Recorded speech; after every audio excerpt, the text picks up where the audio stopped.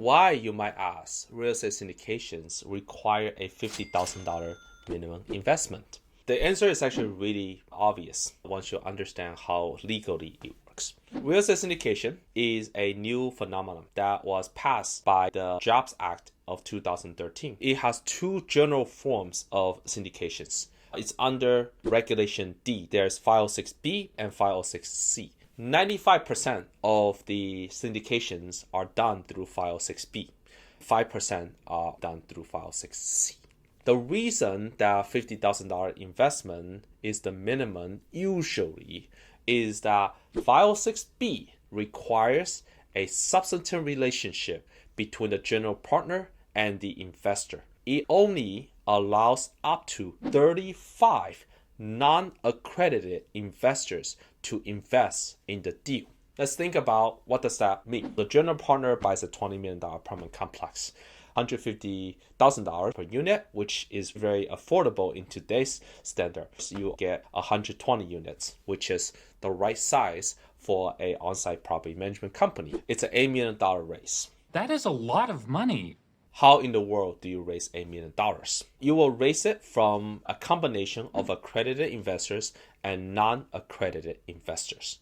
But because 506B only allows up to 35 non-accredited investors, if you are raising $5,000 each person, that's the minimum, it's going to take you forever to raise $8 million.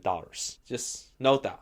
If you're doing 506C, then the question is, well, if I'm doing 506C, I will find accredited investors, and so I guess I could reduce the minimum to $5,000. The problem with that statement is that you have to prepare tax forms at the end of each year. And if you are talking about $5,000 per investment in order to raise $1 million, it's a lot of work. It's a lot of work. Yeah. There's probably no CPA that will work with you. 506C is only for accredited investors. And for an accredited investor, if they believe you as a general partner, I trust my opinion of you. $50,000 is not that much money. I think that might be the brutal truth for a lot of people to hear, which is in real estate syndication, most of the LPs, when they work with a very reputable GP, they love the returns. They have experienced this thing works. $50,000 is a drop in their bucket. It's a very different mindset. When it comes to accredited investors, if you ask for $50,000 minimum, people will invest $50,000 minimum. If you ask for $5,000 minimum, they will invest $5,000 minimum. Because most people will look at the minimum and invest some multiple of that. In fact, a lot of the general partners will do is they set their minimum to $50,000, but they sometimes accept $25,000 investment. Here's another trick that some people might use. They actually set their minimum to be $100,000.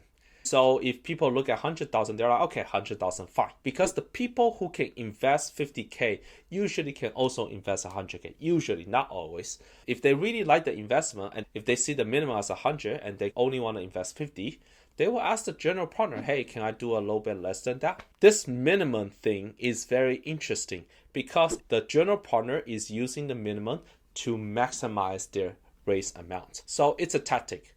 It's negotiable, but there is a boundary to negotiation.